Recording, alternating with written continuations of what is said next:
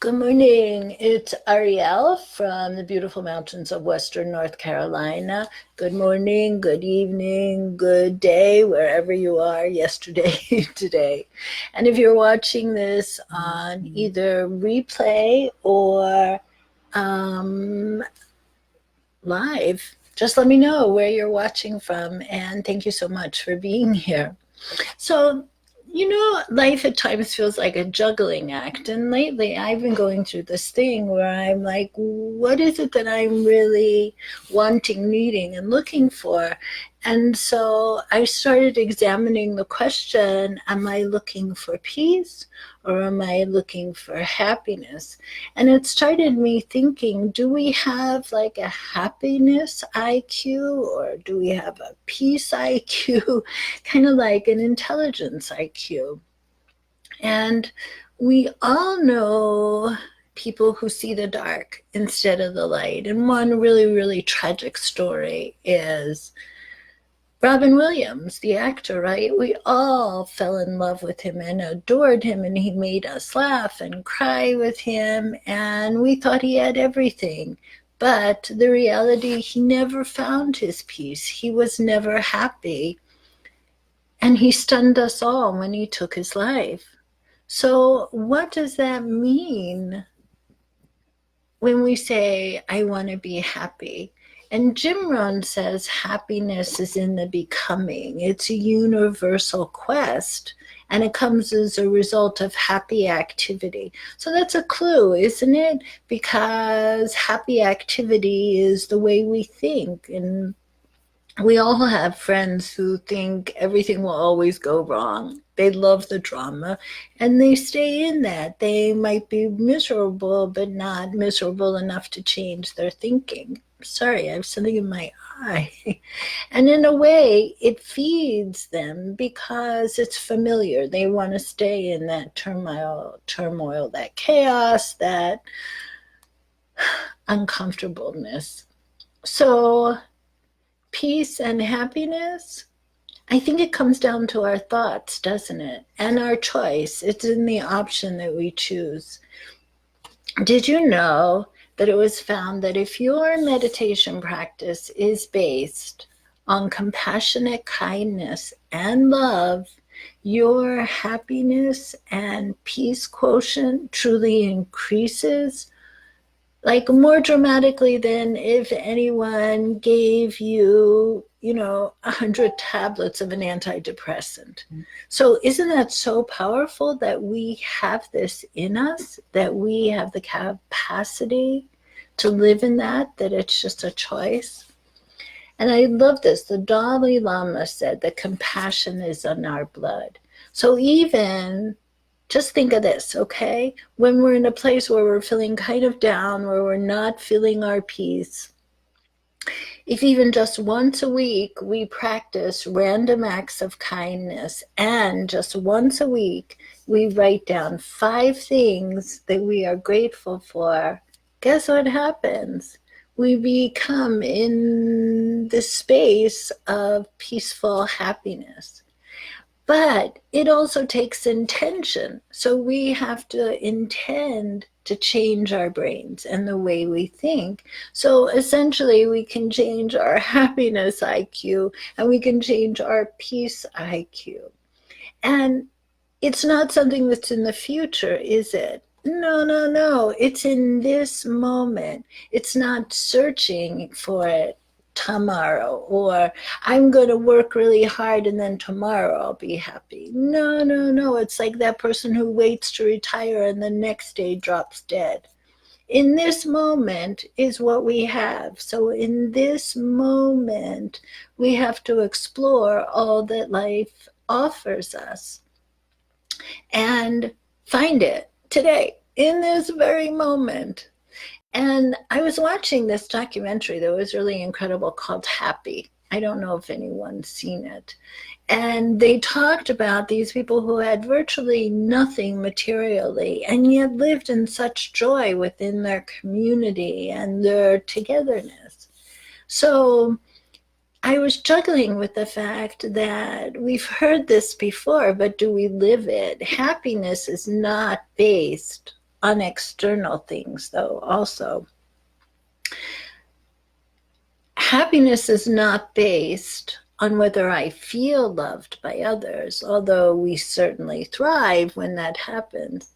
But I have to make the choice that I am happy, that I am peaceful, no matter what goes on around me, because I am the only one who is totally responsible for my own happiness, which means I have to be self-resilient, self-reliant, self-responsible.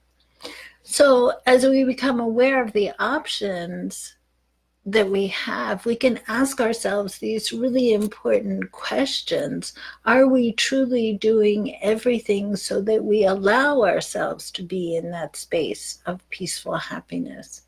And are we learning that living in compassion totally changes our life?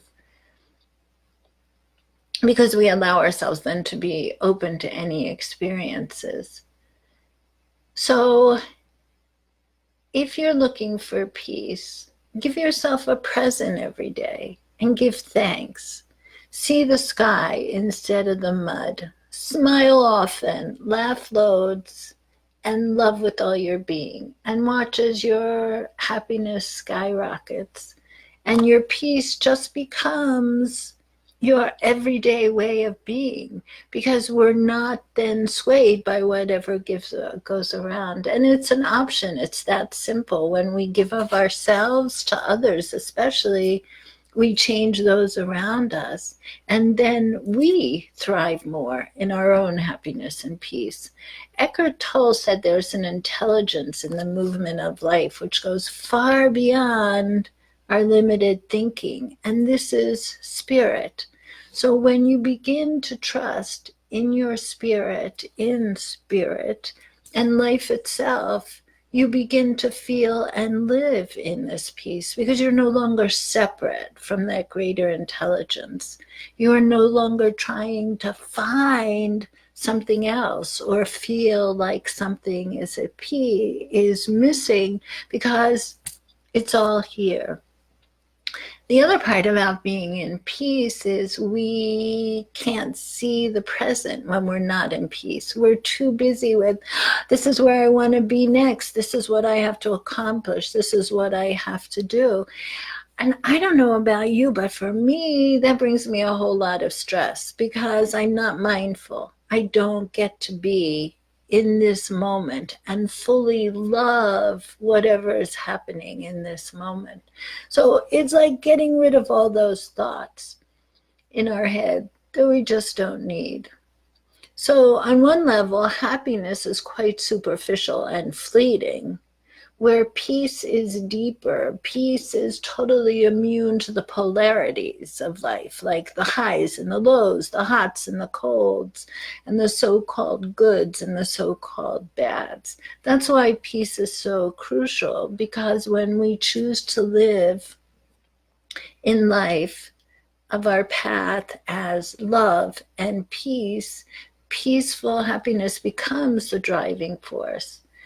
Because this is what I really love. Peace and happiness, it has no borders. Like the more you have, the more everyone has, because you share it. So it becomes totally limitless and completely contagious. It's like when you walk into a space and you see this person and you just can feel their gentleness and their love and their peace, their energy just fills us all, right?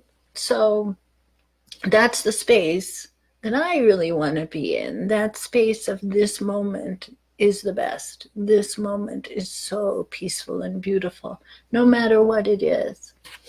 I heard this really wonderful story that I'm going to end on. And to me, it's truly about being in the moment, finding peace, finding our happiness, knowing we're connected, knowing we're so giving of ourselves. This is a great story. So a coach with Special Olympics was so excited that his athlete was winning the race. And all of a sudden, right before the finish line, the athlete stopped. She just stopped dead in her tracks. And the coach was like, what's going on? And he was losing his cool, and he's going, come on, Annie, come on. You're going to win. Don't stop now. Annie, keep going. You're so close. Come on. You can do this. And Annie turned and looked at the coach, and she said, no. You know what she did?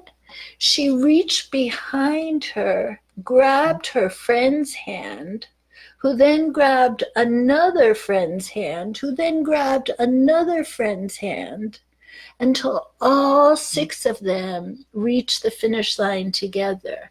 And she just went, phew, see? Together we all win. That's how we live a life of peace and happiness, isn't it?